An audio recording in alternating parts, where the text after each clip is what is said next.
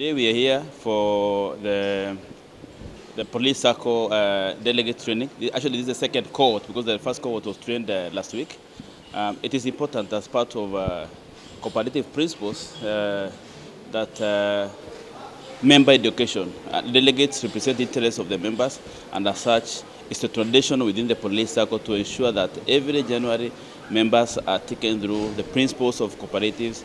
They are taken through good governance. They are taken through their responsibilities as delegates and how they should hold the directors, the chairman, and the CEO accountable for the interests of the members. So this is very important that in terms of asymmetry of knowledge, in terms of technical know-how of how to manage SACCOs, or now the expectation is from directors, it is very important that delegates, who are the representatives of the members, are trained, and so that at the end of the year they are aligned. The management is aligned in terms of the strategy, in terms of performance expectation, and as such, the organization can move together as one. The SACCO sector has performed pretty very well. We are getting numbers, yes, now, because we just closed the year 2 weeks ago. But let me first talk about Police SACCO numbers. I've been asking the chairman here and the directors, how did you perform?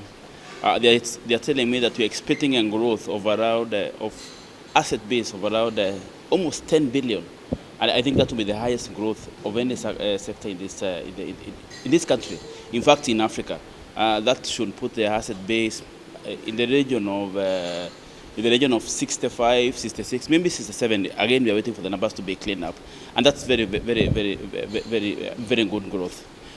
What this means is that if Police SACCO move with the same trajectory, we expect Police SACCO to cross the 1 billion mark in the next 3 or so years, and it should be the biggest SACCO not only in Kenya but in Africa. I really want to congratulate the chairman and the directors for the stewardship they have shown towards this great SACCO.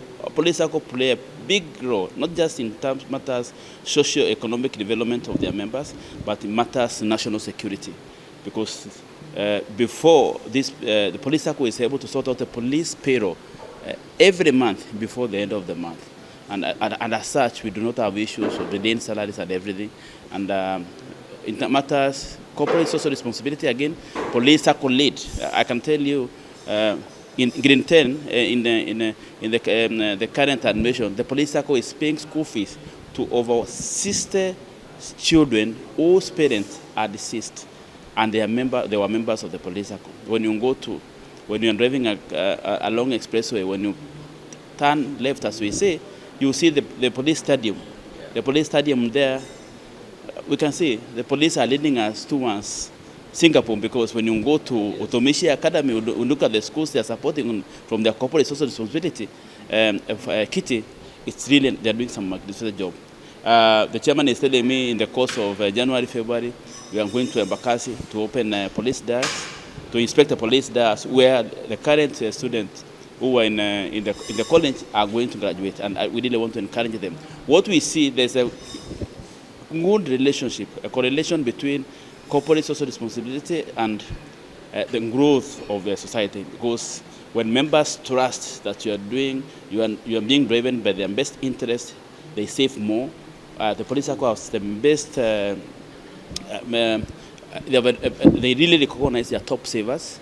The top savers, I think, will be brought together at some point in this quarter, and it encourages members to save. And I think this is really aligned with what the president has been saying, that we need to save more. And I really want to congratulate the Police SACCO for the way they have been able to mobilize savings from their members, from the police force, and those who are not within the police force, to be one of the fastest growing SACCOs in Africa and indeed in the world.